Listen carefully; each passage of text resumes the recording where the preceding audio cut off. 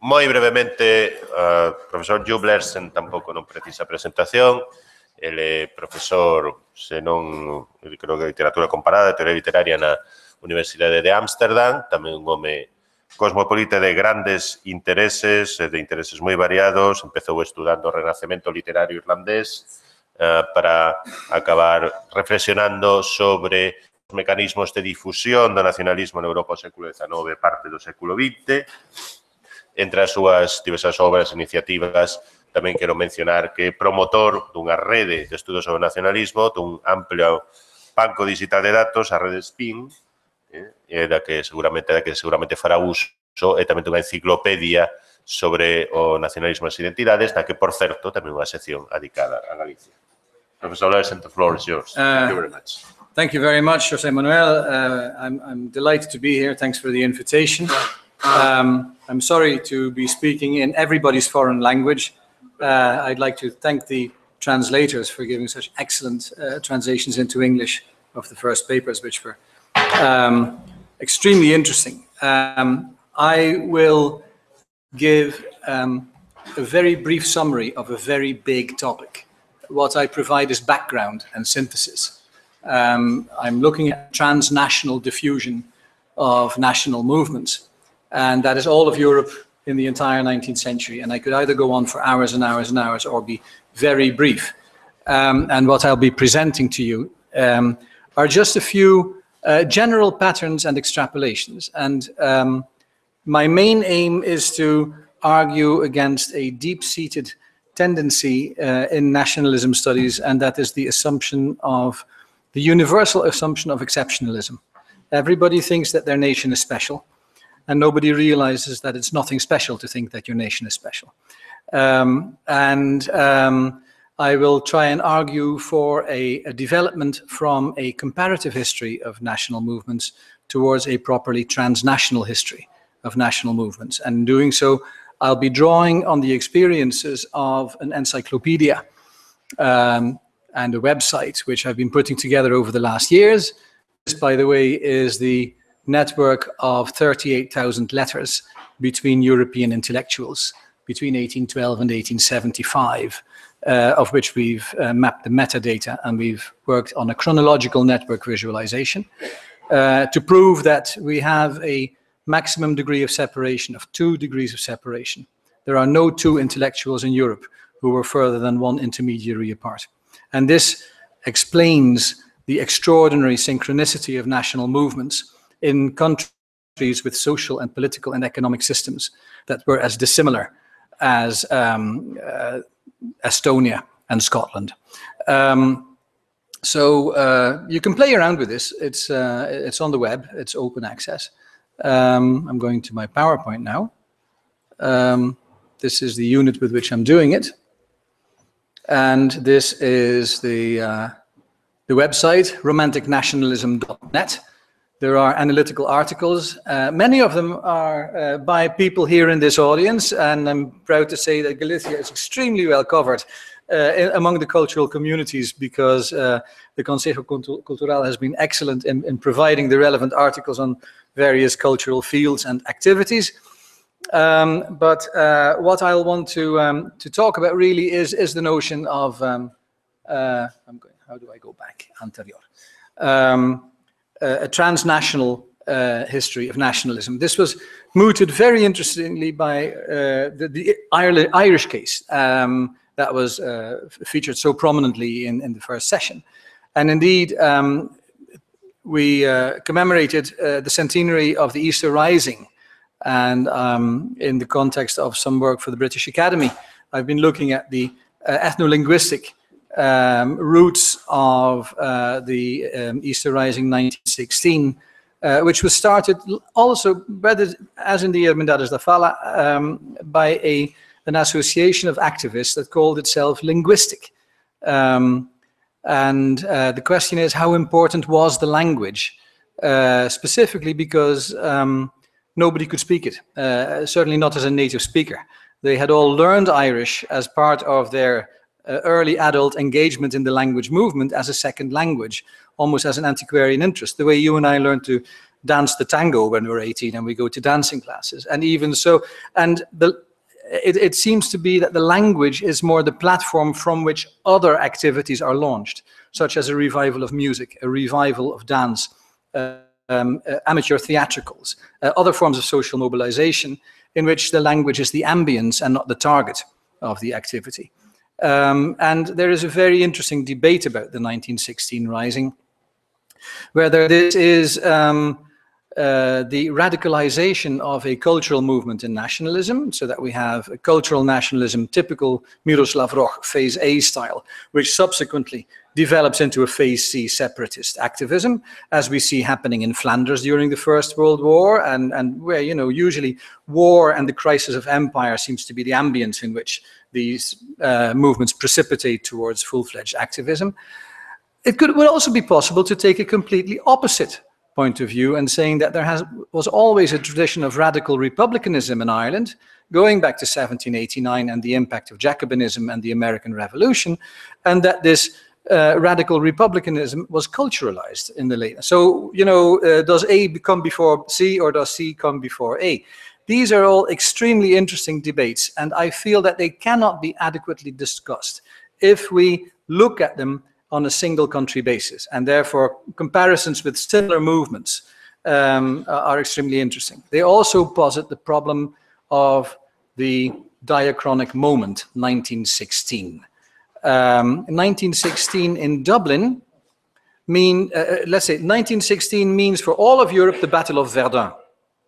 700,000 people die in an 8-month battle, which is I mean, if that had gone on in that intensity for 5 years, it would have been worse than the Holocaust. It was absolutely horrendous. In Dublin, this means England's difficulty is Ireland's opportunity. So, you know, the empire is locked in a battle. We can launch our bid for freedom. So it has 1916 means something different in Dublin than it does in London. And in A Coruña, it means they're doing something cool in Dublin, we can do it here. So you have a cascading differentiation of what 1916 as a historical moment means to the various actors who are busy at that time. These are some of the problematics which we can only address in a properly transnational history. And that's why I want to go to a transnational approach that doesn't just look typologically at case A, case B, case C, and how they fit different models, but also what went on between them. How did nationalism diffuse? It wasn't a parallel response to parallel circumstances. There was an actual epidemic spread going on, a regular diffusion process. And what paper trail what communicative patterns establish the conduits through which it spreads beyond its society of origin. To anticipate on my conclusion, if you do a properly transnational approach, usually the implication is that you have to go multiscalar. Multiscalarity is part of the transnational process, and that means that the units of nationality, and I'm very good on that one too, are never self-evident categories, but that a transnational approach will query the taxonomic status of the unit of the nation between the region, the the macro-ethnicity, pan-Celtism, pan-Slavism, you know, Scandinavism, etc., and even city cultures, the region of the metropolis, the status of the metropolis. That there are various levels at which identity articulation goes on. The nation is only one of them, and the level of the nation is constantly being negotiated between its higher and lower levels of aggregation, as much as it is between its neighboring other, you know, sister nations. So a transnational approach will have to query all these fixed parameters. How do we do that? So, okay, first of all is to inventorize. We have, you know, tried to really bring into a synoptic vision together a lot of movements which were all studied in their own nations, usually in their own languages, and therefore intractable to comparatist research. There's fantastic work on Lithuanian nationalism, but it's in Lithuanian. And how do, you know, people from Santiago de Compostela deal with Lithuanian sources? So the first thing was actually to collate your sources, the groundwork for a comparative approach. And on the basis of that, I've come up with two modalities. And I'm at a very high level of extrapolation and generalization here. Much of this will see, of course, and you've known this, but it seems to be fairly structural for a lot of movements in Europe, and not just for our movement and one or two others. I distinguish two forms of spread, a diffusion by impact, where actually political movements directly influence each other, and another which is a more diffuse, cultural, communicated diffusion. Diffusion by impact I call knock-on nationalisms. One obvious form of a knock-on nationalism is hostile imitation.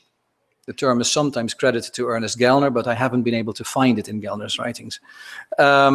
Meaning that if you have a Flemish movement in Belgium, sooner or later the Walloons start worrying about the Flemings and they start their Walloon movement. There's nationalism in Ireland. Sooner or later people in Ulster in Northern Ireland say, what's happening? We don't want to separate, and you get Ulster unionism. So a movement, the cookie crumbles. A movement here will trigger or provoke a movement in an adjacent society.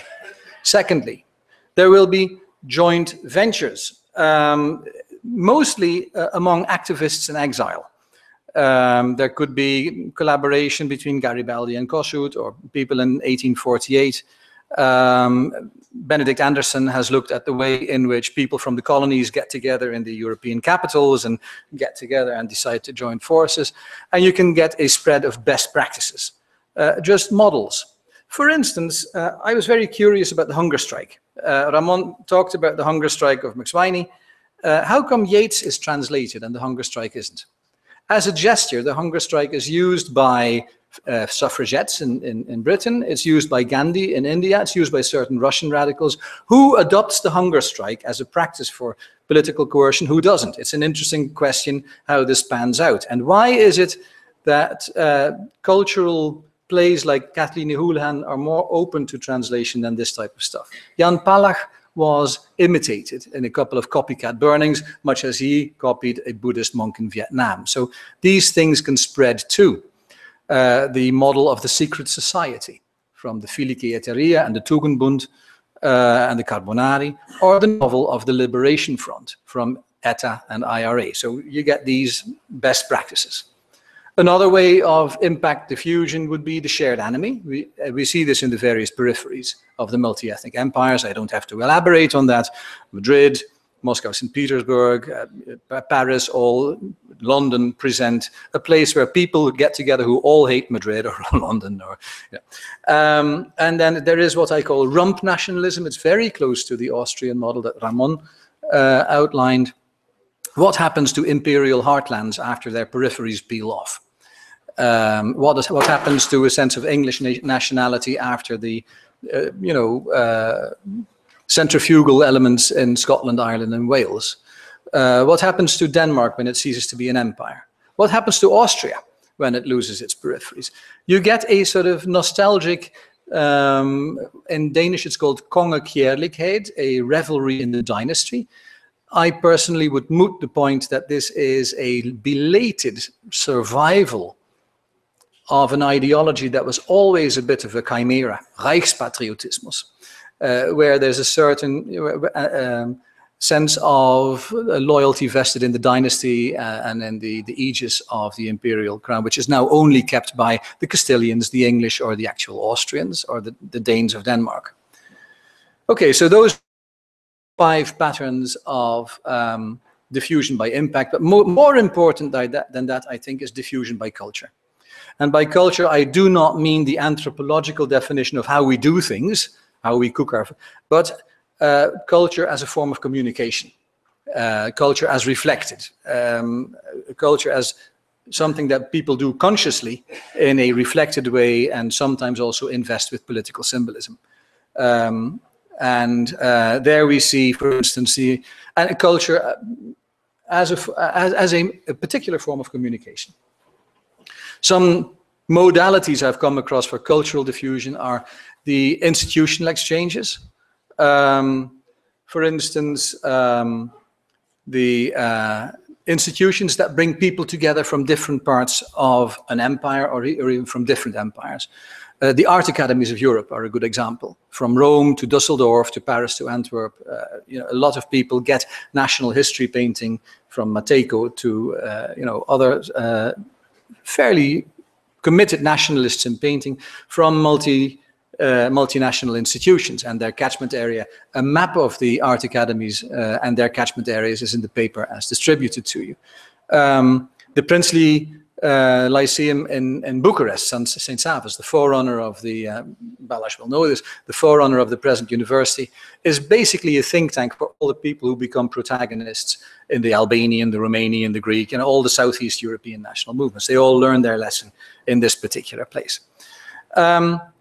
More bottom-up is the associational life, the sociability that is such an important part of 19th century bourgeois culture. I have traced in particular, and it's more explicit in the paper, the spread of sporting organizations, and that can be so-called in Central Europe, the Gaelic Athletic Association, the excursionistas in Catalonia, people who just do physical exercise, and choral societies, people singing together, orpheons, starting in Paris and starting in Zurich, with Negeli spreading across the map of Europe in a sort of epidemic.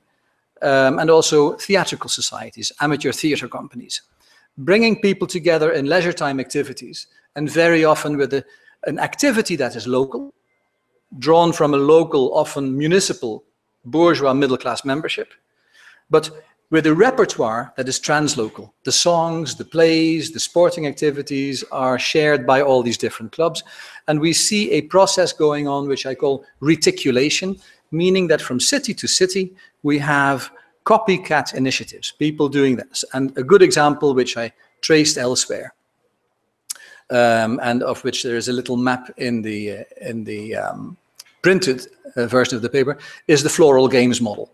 A typical urban festival going back to city cultures of the late Middle Ages, first brought to the attention of the reading public by Sismondi in his historical writings, then revived initially in Toulouse, where it was still a lingering tradition, picked up in Barcelona, and from there copied in Valencia, in San Sebastian, here with the short for Reich, and then a backwash into. So, and we get all these local initiatives reticulating, not so much diffusing as getting different, local initiatives.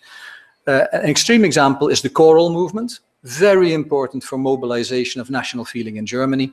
It starts with 2 choirs in Zurich and in Berlin, and then another hub in Stuttgart, and we see them all spread across the map like measles.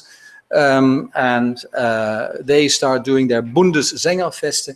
They start federating as an institution, even before the country federates as a Reich, or as a new state, and they sing the same national repertoire.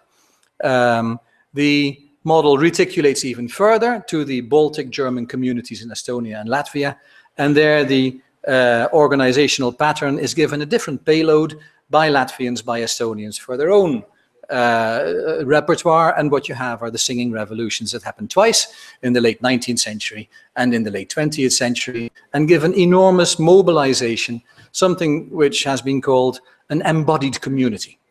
As opposed to Anderson's imagined community, it's people actually co-present in the same space, doing something very close to a mass demonstration, the way Daniel O'Connell or Martin Luther King would do that, but okay, because it's culture. But even so, you get mass co-presence and a joint activity, and almost a performance of collectivity by merging your own individual voice in the collectivity of the choir and the choral voices.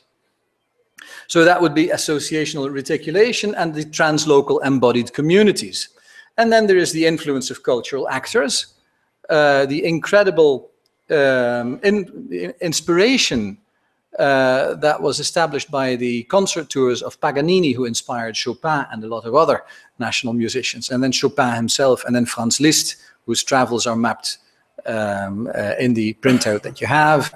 The lecture tours of people, I won't go into that, but the mobility of actors, particularly of musicians, is very important, and even more so, the diffusion of cultural products. All of Europe singing the Slaves chorus of Nabucco, and this is a test I do with my first-year students. These are young kids. All they know is disco and hip hop and what have you. And I say, you all know the Slaves chorus from Nabucco, and opera. And then I hum it to them, and they can all hum along. Na, da, da, da. So why is that? Nobody learned this formally. This is diffused almost the way O Tannenbaum is diffused, or the Mexican wave in a football stadium. It's done in a sort of embodied way. It's not documented, but it penetrates enormously deeply in society, and it can have a massive mobilizing effect. And if you look at the Jubilee performance of Nabucco on the sesquicentenary of the Italian Republic in Rome, and you saw how the performance was stopped after the Slaves chorus, the director gave a blistering speech against Berlusconi, and then there was a reprise and everybody sang the chorus again. It was exactly the same as what went on in Venice 150 years ago. So the diffusion of cultural products goes far, far beyond the cultural community of origin and can have a high mobilizing power.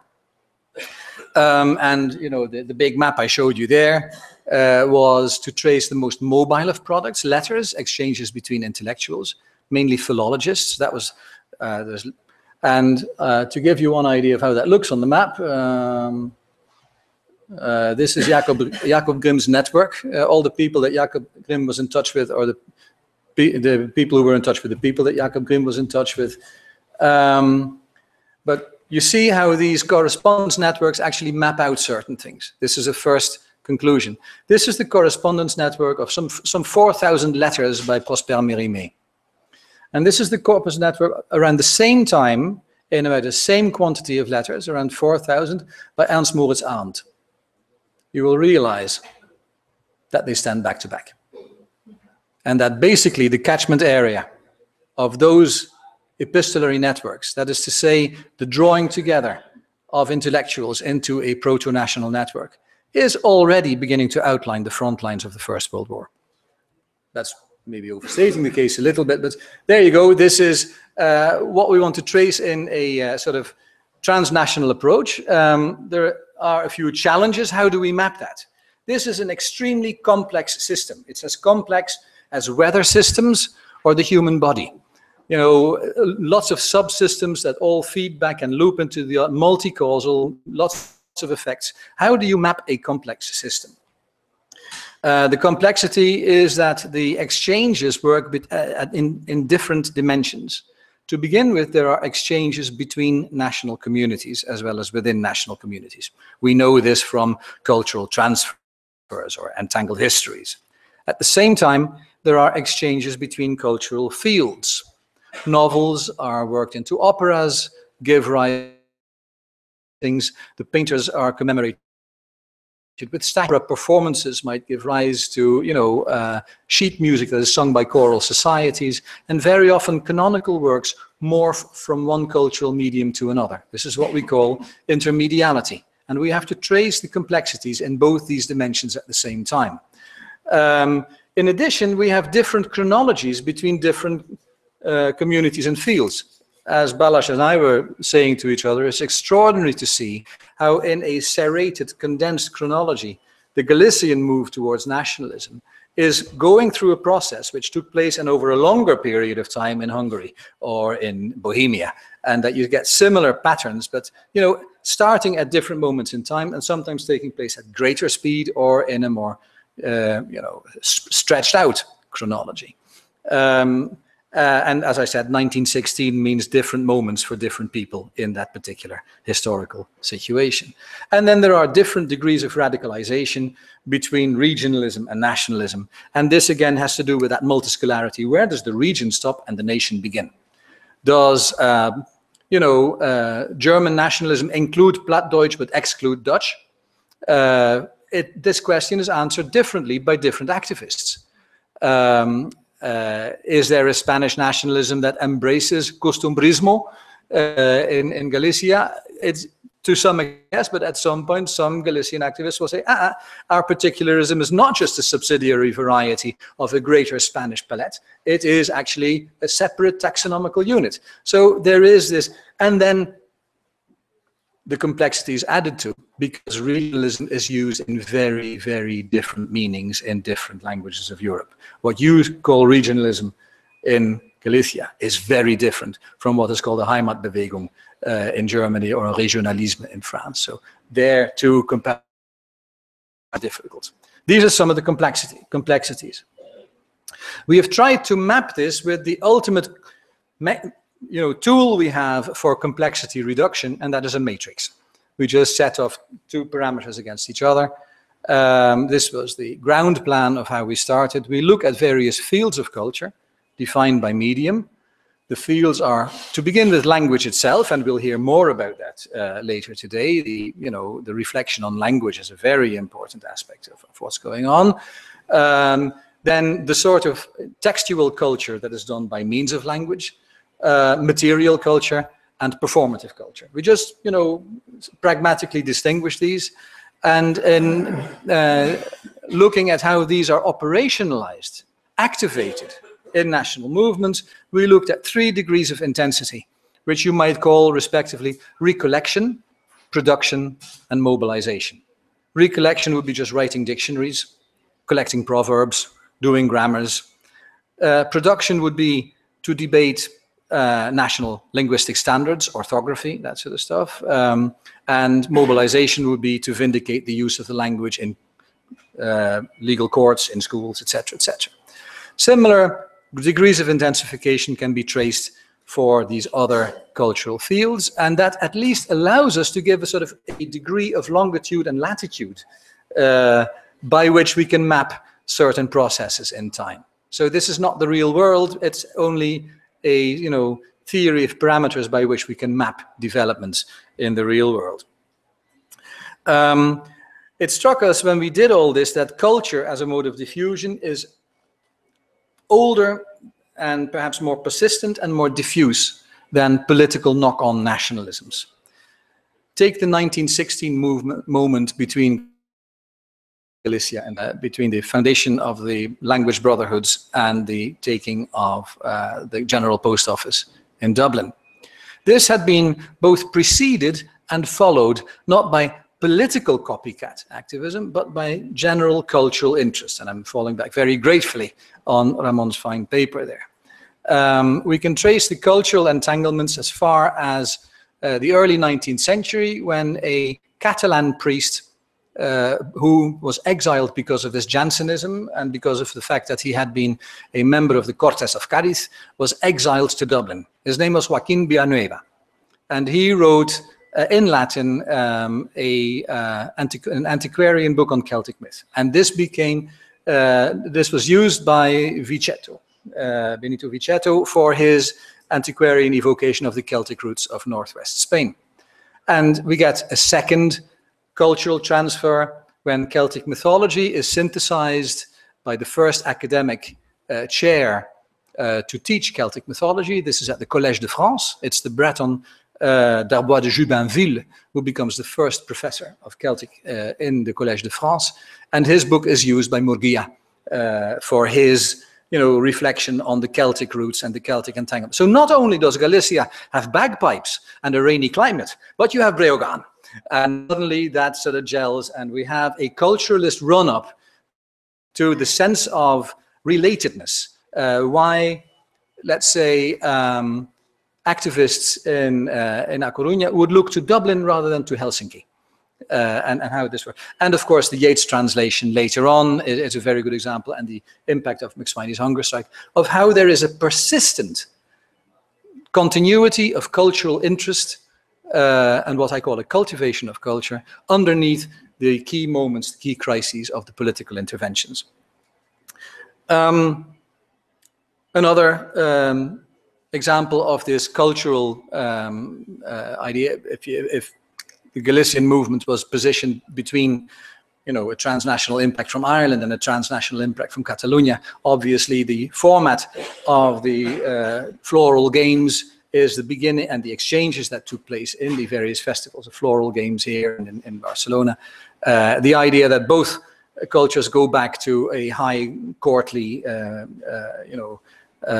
troubadour-style poetry in the late Middle Ages is a massively inspiring realization for both parties concerned.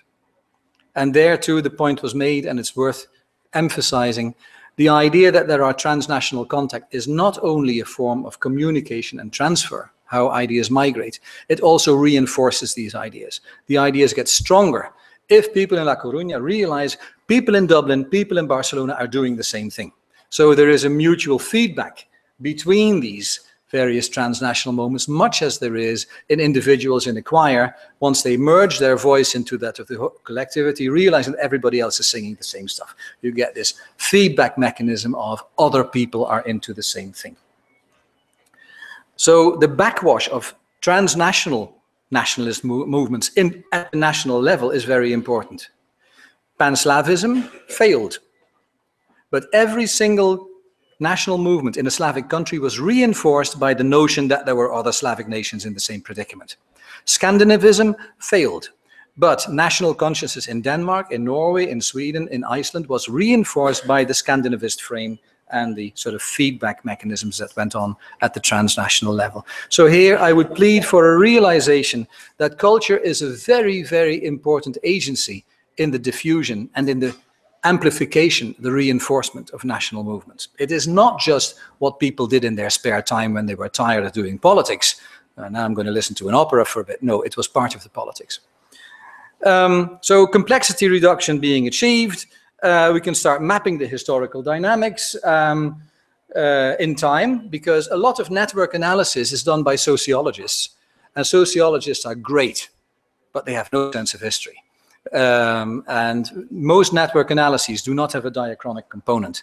The big challenge for our digital tools was to actually be able, as you saw on the little slide I showed, to show things morphing in time, to see how networks actually develop from 1812 to 1880. This is a little sample of historical statues. This was a sample of 1600. We now have 4,000, but it's about the same graph by date of placement. And you see a sort of an interesting hockey-shaped curve, a little simmering minimal activity under dynastic auspices until 1800, 1810, an enormous boom towards the mid-century, a drop down in the 20th century, and a resurgence after 1989. And that goes for history painting, it goes for a lot of other things. So we can map things across time as well and look at historical dynamics. We've looked at this one. We looked at, you know, 2D connections of Byron. And if this is a mapping of the articles in the encyclopedia and how they're hyperlinked together. And you can realize that in the immediate vicinity of Byron, we have Jarno Kopitar, Pushkin, Jan Kolar, Adam Mickiewicz, Sir Walter Scott, Llorente Olivares, Heinrich Heine, Adam Eulenschläger, Jean-Pierre Béranger. So he, like the rug in that movie, The Big Lebowski, it brings the whole room together. You see that these things are very, very tightly entangled. And we have a good reason to see why the epidemic diffusion of this stuff was so extremely rapid and can be mapped in a very, very few decades. I come to my conclusions. When you try and see what actually goes on in the 19th century and what patterns we can extrapolate from all these cases, a number of things turn out to be European constants rather than national peculiarities. And that when you note them in the Galician movement or in another one, it's just, you know, this is part of the deal. We have a long-term switch of what I call past to present. The early movements are usually historicist, glorify the aristocratic past. Later on in the century, people see the peasantry, the rustic population as the true backbone of the nation. We see this in literature, from the historical novel to rustic realistic novels. We see this in language activism, from historical standards of the language to more popularized demotic standards of the language. We see it in painting, from history painting to open-air painting and peasant figures. And so in a number of different fields, we see a shift from a historicist nationalism to a rustic-based nationalism. Among the intellectuals, the early generations are amateurs, they're romantics. Later on in the century, we get, in many, many fields, processes of professionalization, and everybody gets an Oedipus complex. Every historian, every linguist in the mid-century says our previous generation, every mythologist, they were rank amateurs. We now have proper scientific methods and we're going to do it properly. Now, at this point, I would like to point out one very, very important difference between cultural history and political history. In political history, one event abolishes previous events. In cultural history, one event is added on top of a previous event. That means that older stuff in cultural history never goes away. It just maintains its persistence, but under an overlay. So the amateur romantic form of the cultivation of culture, in folklore studies, in linguistics, in philology, in history writing, in folklore, and a number of other things, is repudiated by the more professionalized successors, but at the same time it persists in popular culture. And if you look at the popular activation of the past, how people in popular culture see their past, their folklore, their language, you see that more often they are influenced by the early romantics than by the more recent professionals. And also for the historical consciousness. And this is maybe already by way of anticipating on Stefan's fine paper on the historiography. What historians do after 1914 is still burdened with the mortgage of what amateur historians had done between 1815 and 1848. And it might be coming to the surface again from under that overlay. And my deep hypothesis is that what we nowadays have as banal nationalism is more significantly a delayed heritage of the early romantic phase of cultural nationalism than of the professionalized overlay of the late 19th century. Thirdly, we get something called what I call European positioning nationalism. In the 1880s, 1890s, a lot of minority nations proclaim their ambition to be part of the modern progressive European modernity. They no longer want to be provincial. They want to be among the new European nation. They all adopt Art Nouveau, or whatever it's called, Modernisme in Catalonia, or other things. And instead of being nostalgic, introspective, saying we were great once, and locating their identity in the past, there is a new type of progressive idea. We can emancipate from the crumbling nation states and empires and become great again. Latvians, Estonians, Catalans, and possibly Galicians as well. These two things also exist side by side.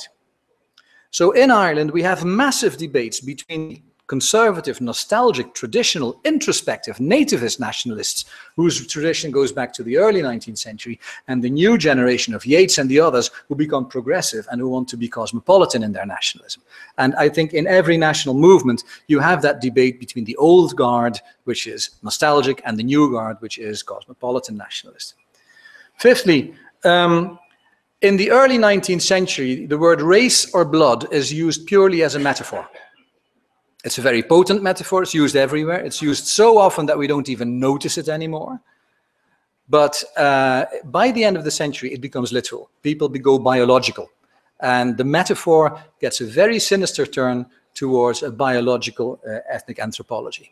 Racial studies begin to overlay cultural nationalism, and we get a very toxic mix, starting somewhere around 1860 and beginning with cranial measurements and all the rest of it. That is also a pan-European thing. And it affects cultural nationalism more than political nationalism. And then in the genres, and I was very intrigued by Ramon's comments on the novel here, in the cultural genres that are carriers of national positioning, we see a succession of genre shifts that go from genres that are used in private or in the family sphere to genres that are public.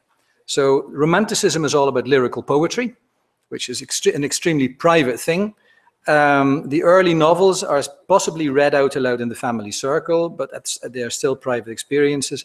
By the mid-century, novels are published in installments in periodicals and become collective events. Everybody waits for the new installment of the Les Mystères de Paris. And we get, next to the periodical, we get the rise of theater, which comes after Ibsen, towards the end of the century. Again, this is a layering.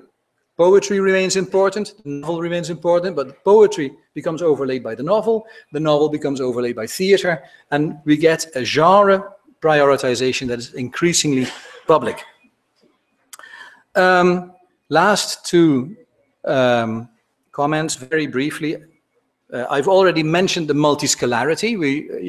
The very, very problematic positioning of the nation between region, city, and macro-ethnicity, which is a constant, in flux in different ways among different communities, and the feedback from international awareness to national action. A few weeks ago in Prague, Nice hosted an extremely interesting workshop, thank you, Luc, in which Ludger Mees and Miroslav Roch reactivated the notion of voorkämpfer, which was the original word used by Roch in describing the activists who took the lead in national movement, protagonists. I think it is time, if you look at cultural nationalism, to look at this social cohort again. And again, for the Irmandades, we had very interesting social breakdowns of who were these people. And I think our usual political historical heuristic distinction between elites and masses just does not work. And at this moment, I'm throwing out any MA thesis of my students that starts saying it's the elites what did it. No, it isn't. The voorkämpfer, and I've looked at it this more closely in the Irish case for the Gaelic League, and it was absolutely confirmed by what Ramon said about the Irmandades, go from white-collar workers to small middle class to haute bourgeoisie and gentry. And they are neither elite nor masses. Instead, I would say they are a conduit. Their cultural activities provide a conduit between elite and mass culture. I would say, give to political issues the added charisma of being not just about interests, but about the national identity. So, what becomes an economic quarrel suddenly becomes a national issue and therefore has more charisma and prestige. And their cultural activities also are capable of affecting a great degree of popular mobilization, middle-class mobilization over elite-invented issues. So we have a very specific cohort which is a conduit between elites and masses, and they are the prime agents in the cultural diffusion of nationalism. Finally, the vexed problem of, and this is my final slide and my final comment, the vexed problem of how do we do this historically? Miroslav Roch has his phase A, phase B, and phase C. And I've already mentioned my very strong sense that these are not separate carriages in the railroad. One comes after the other. So it's about time we finished with phase A. So shall we move on to phase B now? That's not how it works. These are degrees of intensification and overlay. And once phase B comes into action, phase A continues unabated. So, phase A nationalism is still going on in Dublin in 1916 when people are shooting rifles. So I would like to see them as a successive overlay of degrees of intensification and political mobilization. And within phase A, my cultivation of culture with its 3 overlays of recollection, production, and mobilization also plays in. So and this time scale, the sequentiality, if you like, the left to right x-axis on this graph, can be short or long. It can start in 1820 or in 1880. But I think the sequentiality is more or less invariant, whether it's stretched or compressed. But I think this is a fairly universal model for a number of national movements in Europe to map the relationship between cultural consciousness raising and political mobilization. There's also a y-axis on that and a vertical axis. I would suggest, but this is a very tentative suggestion, that if you look at transnational history, and that was the title of my paper, if you look at the transnational diffusion of national movements, culture and the early sort of, intellectual parts of consciousness are highly diffuse.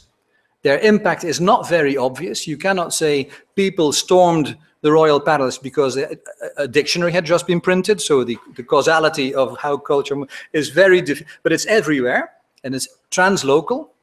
Whereas the actual political agendas drawn up on that basis in phase C have a much more local impact. They really can change society and can change politics, but they don't travel as well. So Otto Bauer did not travel very far beyond Austria. Karl Renner didn't either. Krausismo, one example of a German making some. Mancini, the real political agendas tend to stay localized, and certainly the political actions, except for some knock-on nationalism. So we have a very diffuse but very generalized mobile communicative ambit for the cultural parts of nationalism, and a less diffuse and more impactful manifestation in its more activist phases. Those would be the conclusions I would like to offer. All this is synthetic. It's only background knowledge to the other papers. I hope it's of some use. I certainly learned a lot from all of you. Thank you very much.